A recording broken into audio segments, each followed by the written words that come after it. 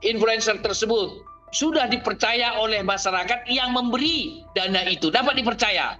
Tetapi apakah Kementerian Sosial kita dapat dipercaya? Kementerian Sosial proaktif dong, jangan menunggu di kantor saja itu. Memberikan izin teman-teman yang sudah membuka donator donasi itu, apakah sudah ada koordinasi komunikasi dan komunikasi koordinasi dilakukan Kementerian Sosial memberikan bantuan itu kepada semua instansi. Tribuners, di saat pemerintah Prabowo Subianto sedang berupaya menunjukkan respons cepat terhadap bencana di Sumatera hingga Aceh, pernyataan Menteri Sosial atau Mensos soal izin donasi justru memicu perdebatan baru. Publik menilai ini berpotensi mengaburkan fokus penanganan bencana dan mempengaruhi kepedulian dari masyarakat pada para korban.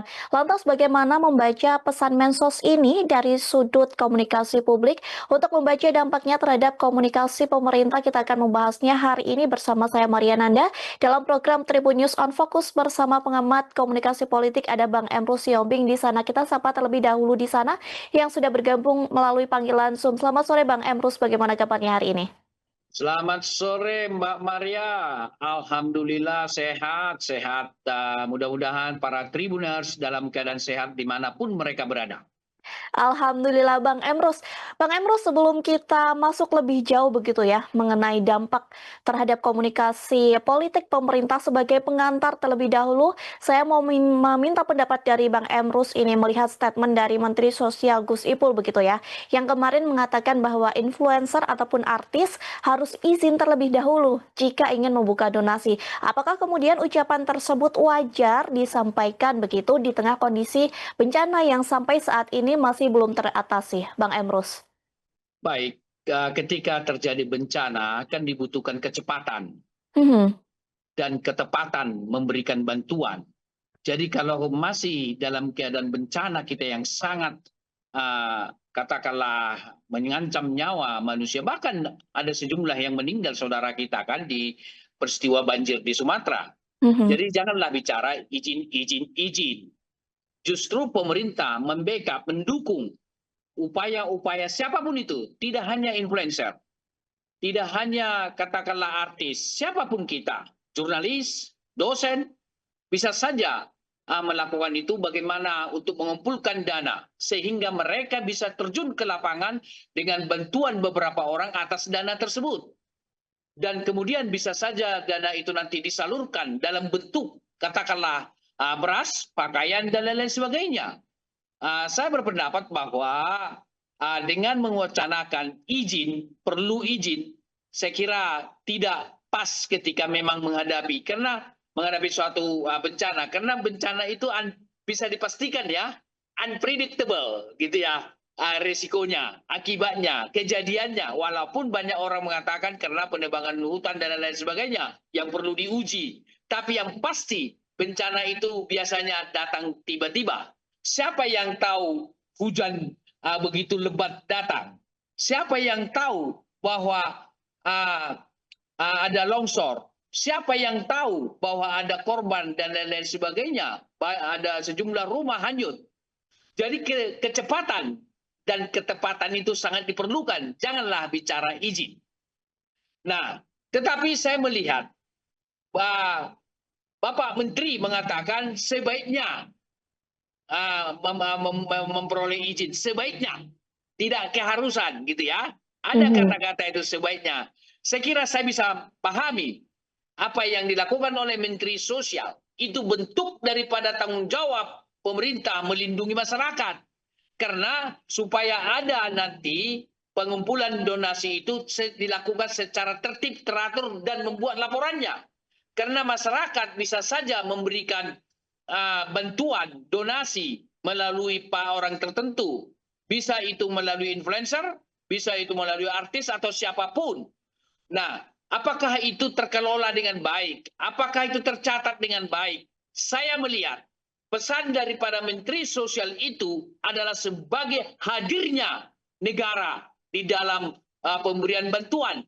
Hanya saja tidak perlu disampaikan misalnya adalah uh, uh, dikatakan bahwa sebaiknya ada izin atau izin tersebut.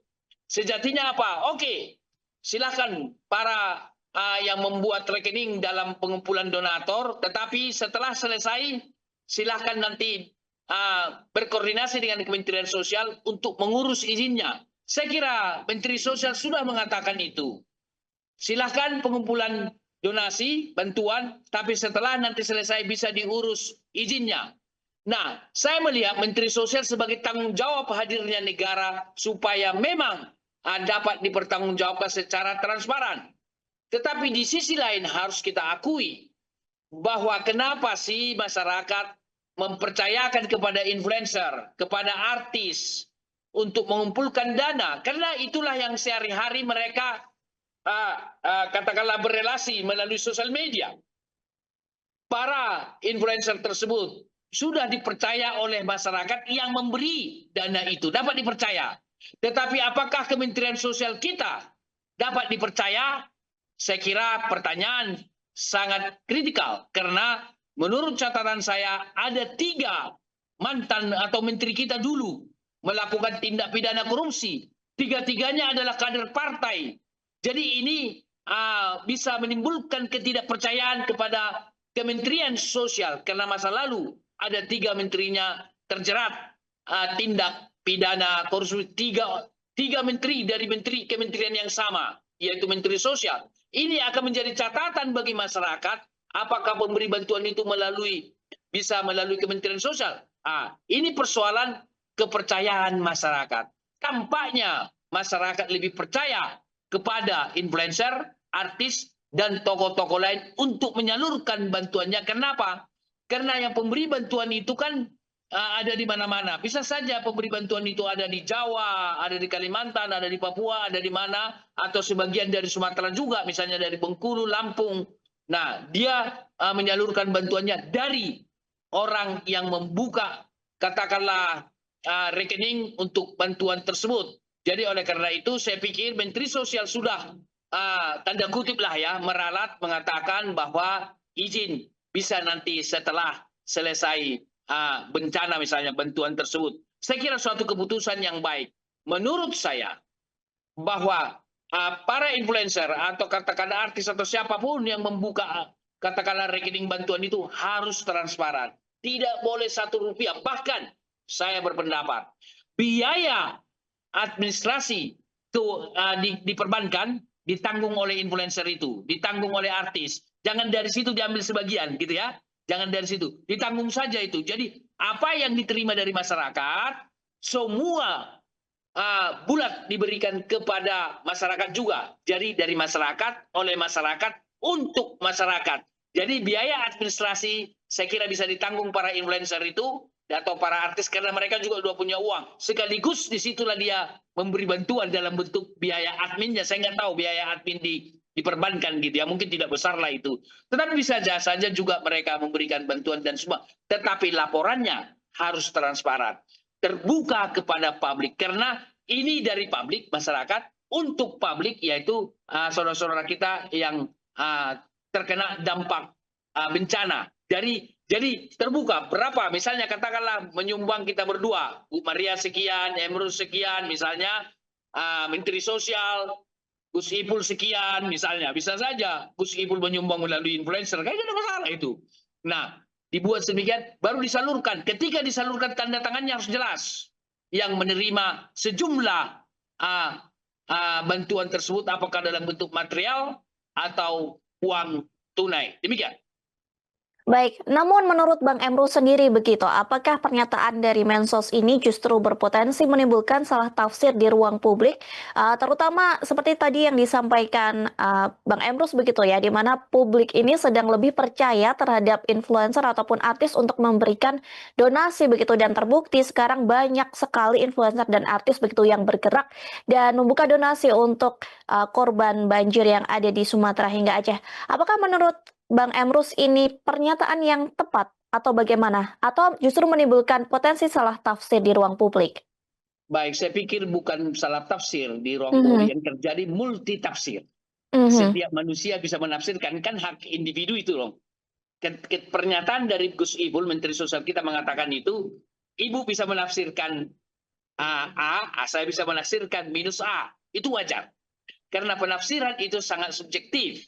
Jadi oleh karena itu multitafsir. Tapi saya melihat niatan daripada Menteri Sosial tersebut adalah hadirnya negara di dalam pengelolaan donasi tersebut. Tapi tidak mewacanakan di awal adalah sebaiknya perlu izin. Sama saja karena dia adalah pemerintah, pakai izin dong, kan bisa dimaknai seperti itu walaupun kalimatnya sebaiknya. Nah, jadi tapi setelah beberapa waktu kemudian tidak begitu jauh dia katakan bahwa nanti izinnya dibuat setelah selesai, tentu dengan catatan laporan secara terbuka. Dan Gus Ipul juga menurut catatan saya baca di media dia mengatakan kita akan berikan izin itu tidak berbelit-belit, mudah gitu ya. Jadi saya kira Kementerian Sosial memberikan izin itu nanti setelah selesai dengan sangat mudah, demikian kata Kementerian Sosial tersebut. Tetapi saya berpendapat bahwa mudahnya izin tersebut diberikan kepada pembuka katakanlah rekening tersebut, saya kira suatu hal yang sangat positif. Tetapi harusnya memang Kementerian Sosial lebih proaktif, yaitu apa? Begitu terjadi bencana, lalu disampaikan kepada publik bahwa yang membuka rekening bantuan tersebut dimohon supaya melakukan secara transparan. Itu yang harus dihimbau kepada pembuat rekening donasi tersebut sehingga dilakukan secara transparan. Dan itu yang harusnya disampaikan oleh Kementerian Sosial ketika mulai bencana hari pertama misalnya, kan mereka sudah terbiasa mengelola bantuan. Jadi artinya hari pertama terjadi bencana misalnya apapun itu, hari pertama itu juga menghimbau. Bahkan mereka melakukan proaktif. Teman-teman yang membuka donasi, silakan diisi. Bahkan bila perlu, formulir itu dibuka secara online, disebarkan, dibuat seperti itu. Tetapi persyaratannya jangan berbelit-belit lah, jangan terlalu banyak formulir yang harus diisi. Cukup setengah halaman. Misalnya, katakanlah siapa pemilik akun atau rekening tersebut, nomor KTP-nya, lokasi di mana, sudah cukuplah. Gitu ya.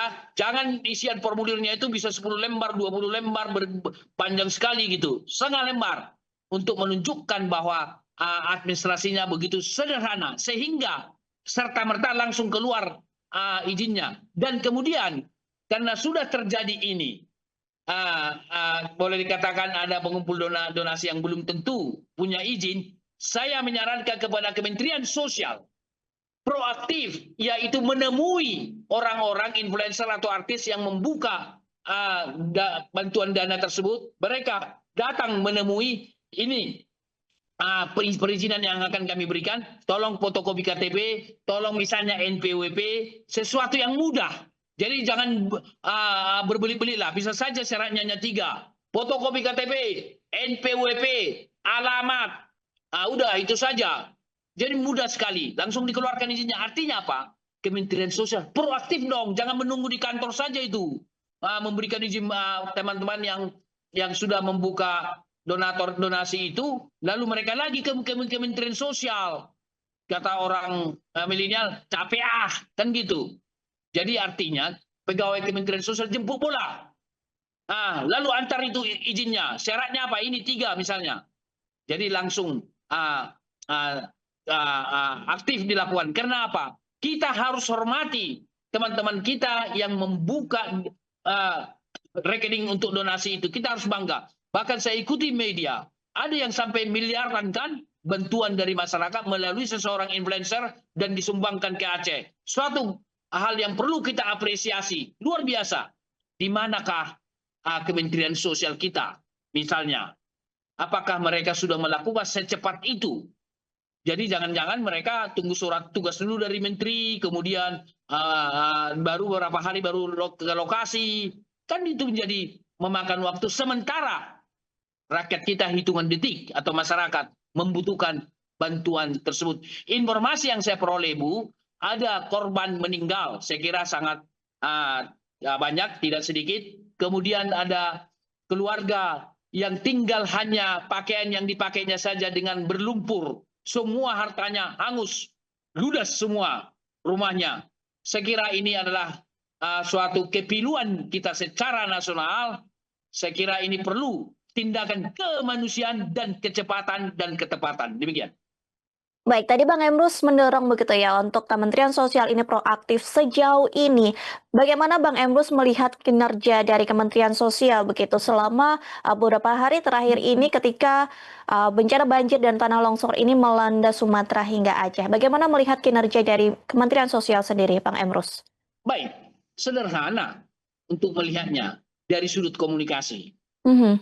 Pertama, apakah sudah ada koordinasi komunikasi dan komunikasi koordinasi dilakukan Kementerian Sosial memberikan bantuan itu kepada semua instansi yang terkait. Nah, apakah sudah? Nah, buktinya masih ada kan yang belum dapat bantuan. Gitu ya. Sesulit apapun harus diatasi karena ini persoalan kemanusiaan dan manusia. Jadi dengan alasan apapun tidak boleh sampai ada warga negara Republik Indonesia yang terdampak bencana atau banjir di Sumatera, mereka kekurangan makanan, mereka kedinginan, mereka menderita. Tidak boleh. Karena kita adalah negara kesatuan Republik Indonesia, bukan negara federal. Jadi yang terjadi penderitaan rakyat di Tapteng, di Aceh Tamiang kalau nggak salah, itu adalah penderitaan kita bersama. Karena kita adalah negara kesatuan Republik Indonesia. Kecepatan itu perlu dilakukan. Yang kedua, saya juga mengatakan, kalaulah memang pelayanan daripada Kementerian Sosial positif, harusnya Kementerian Sosial tidak mengatakan sebagai berikut, sebaiknya ada izin. Harusnya dikatakan apa?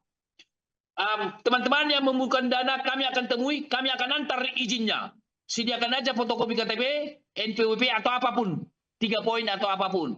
Kami akan antar izinnya. Tanda tangan menteri.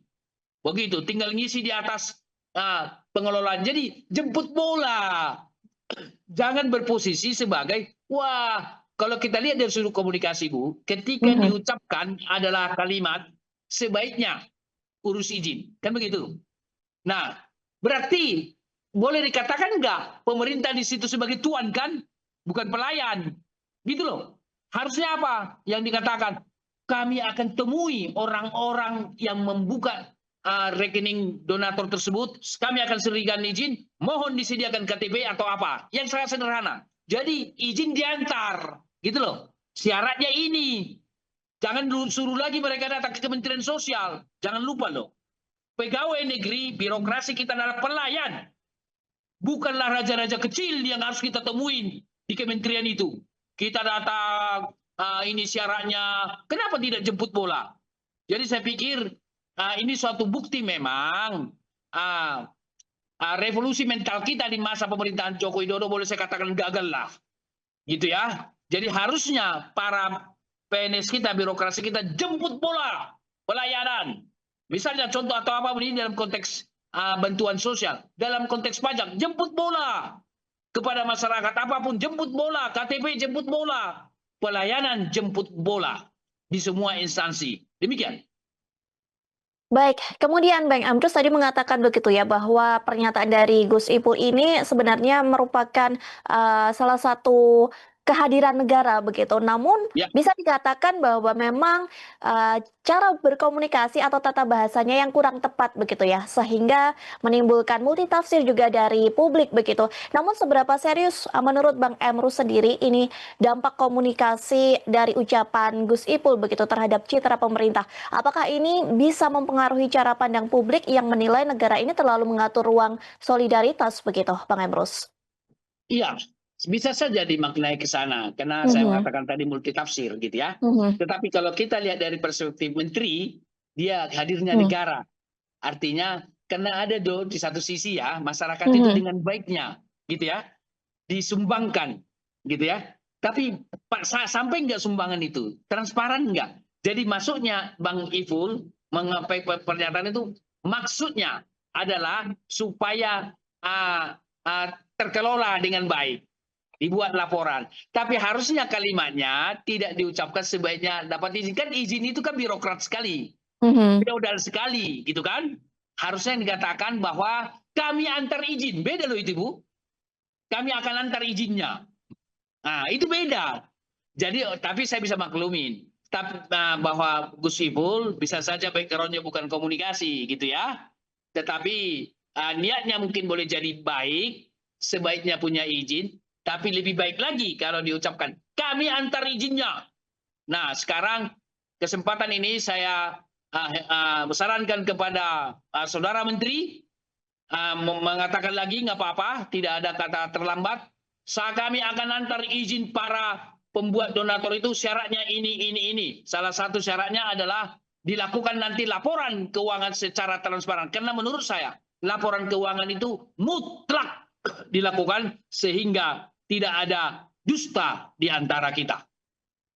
Baik, kemudian Bang Emrus ini masih mengenai bantuan begitu ya, di mana anggota DPR sebelumnya juga mengkritik Komdiji begitu karena dianggap tidak tanggap di media sosial sehingga bantuan dari pemerintah ini seolah tidak diketahui oleh publik dan bahkan anggota DPR ini juga sempat menyinggung influencer begitu yang mengatakan sok paling tahu soal kondisi bencana. Bagaimana Bang Emrus melihat hal tersebut? Baik, ada dua hal dari pertanyaan Ibu tadi. Pertama, Mhm, Komdiji ya. mhm, Komunikasi dan digital. Sebenarnya persoalan penanganan komunikasi itu ada dua institusi negara. Yang paling lebih punya kewenangan itu adalah Kepala Badan Komunikasi Pemerintah. Gitu.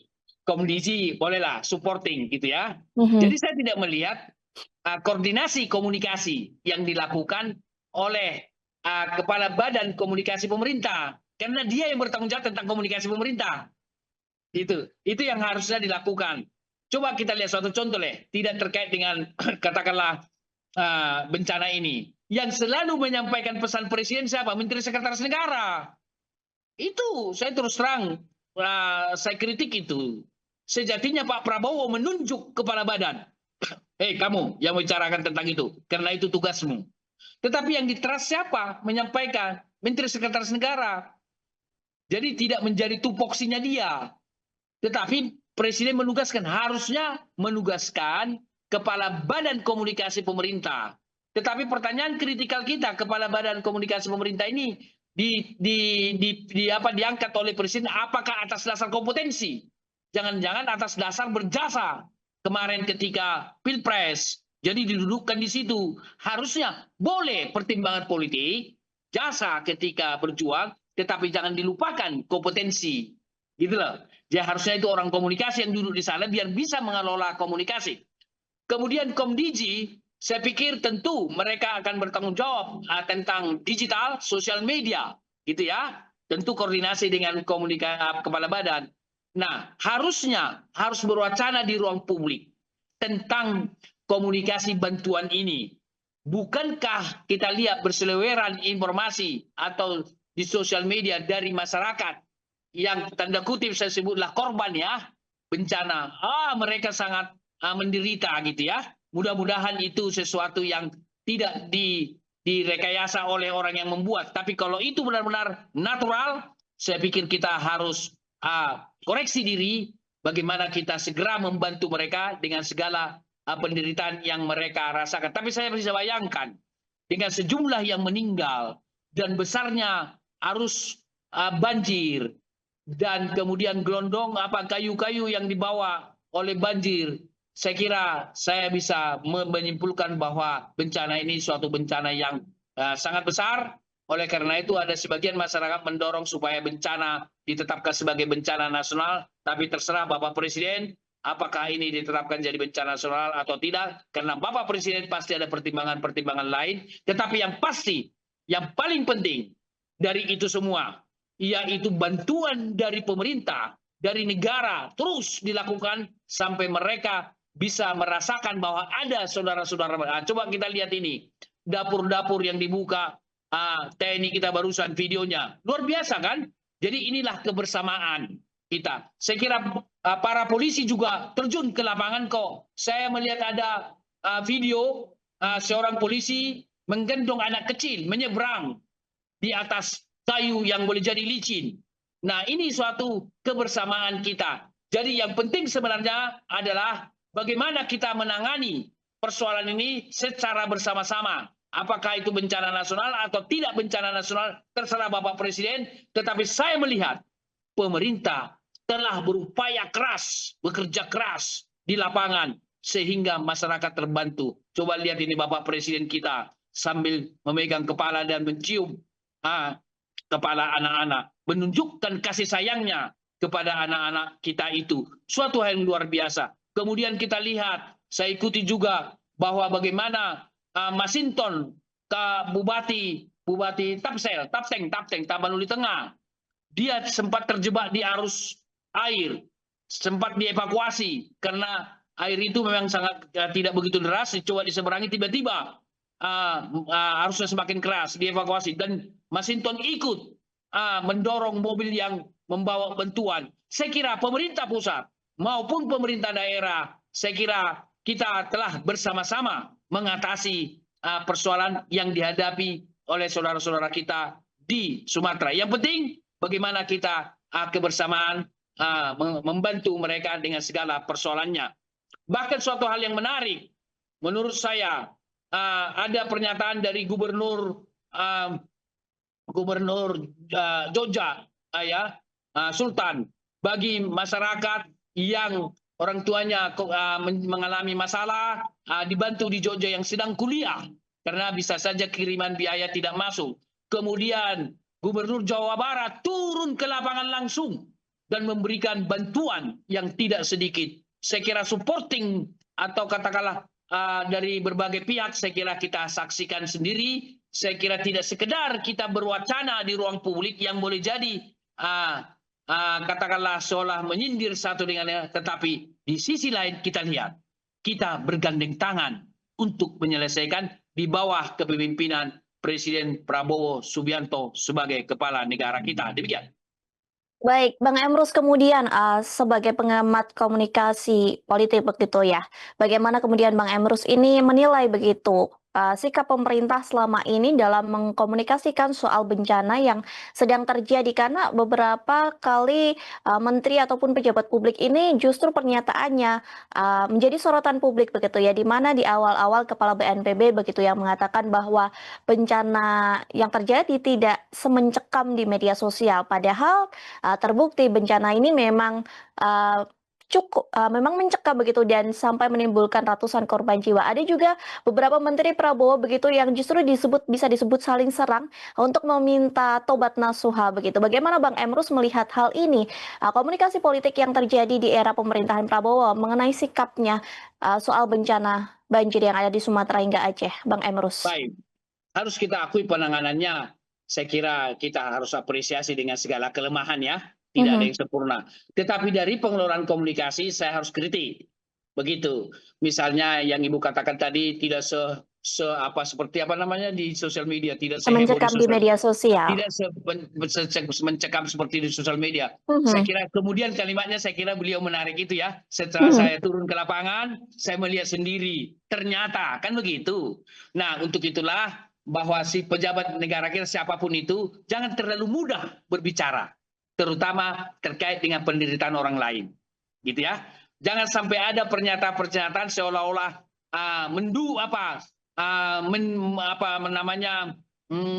membenarkan tindakan atau keinginannya. Seharusnya terjun ke lapangan. Tetapi saya bangga dengan beliau. Setelah itu, setelah saya turun ke lapangan, ternyata boleh dikatakan mencekam. Saya mohon maaf atas pernyataan saya itu. Saya kira suatu hal yang luar biasa. Karena tidak, manusia itu bisa salah, bisa silap, gitu ya.